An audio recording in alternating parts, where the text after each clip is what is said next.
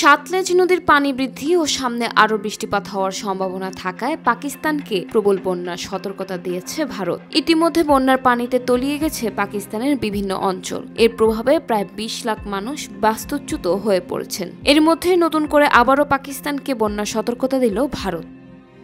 ওয়ালটন এখন দেশের সীমানা পেরিয়ে পৌঁছে গিয়েছে ৫০টিরও বেশি দেশে। ওয়ালটন, ঘরে ঘরে বিশ্বজুড়ে।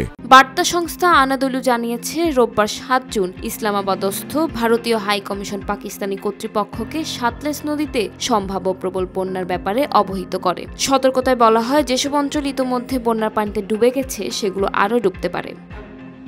আগে পাকিস্তানকে সিন্ধু নদ চুক্তির আওতায় বন্যার ব্যাপারে সতর্ক করত ভারত। তবে চলতি বছরের পেহেলগামে সন্ত্রাসী হামলার পর সিন্ধু নদ চুক্তি থেকে নয়াদিল্লি সরে যাওয়ার পর থেকে পাকিস্তানকে কূটনৈতিক মাধ্যমে বন্যার সতর্কতা দিচ্ছে ভারত।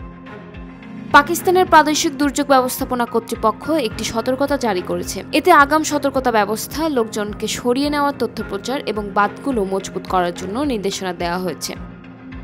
পাকিস্তানের গুরুত্বপূর্ণ মুলতান শহরটি সাতলেজ ও চেনাব নদীর মাঝে অবস্থিত, যেখানে বন্যার পানিতে অন্তত ৩টি বাঁধ ভেঙে গেছে, যার ফলে বহু গ্রাম ডুবে গেছে। এর মধ্যে পীরওয়ালা সবচেয়ে বেশি ক্ষতিগ্রস্ত হয়েছে, যেখানে প্রবল স্রোতে ঘরবাড়ি, ফসলের জমি এবং ফসল ভেঙে গেছে। জাতীয় দুর্যোগ ব্যবস্থাপনা কর্তৃপক্ষের মহাপরিচালক ইরফান আলী কাথিয়া আনাদোলুকে জানিয়েছেন, শুধুমাত্র পাঞ্জাব প্রদেশে ১৮ লাখ মানুষ বাস্তুচ্যুত হওয়া সহ মোট ৪১ লাখ মানুষ ক্ষতিগ্রস্ত হয়েছে।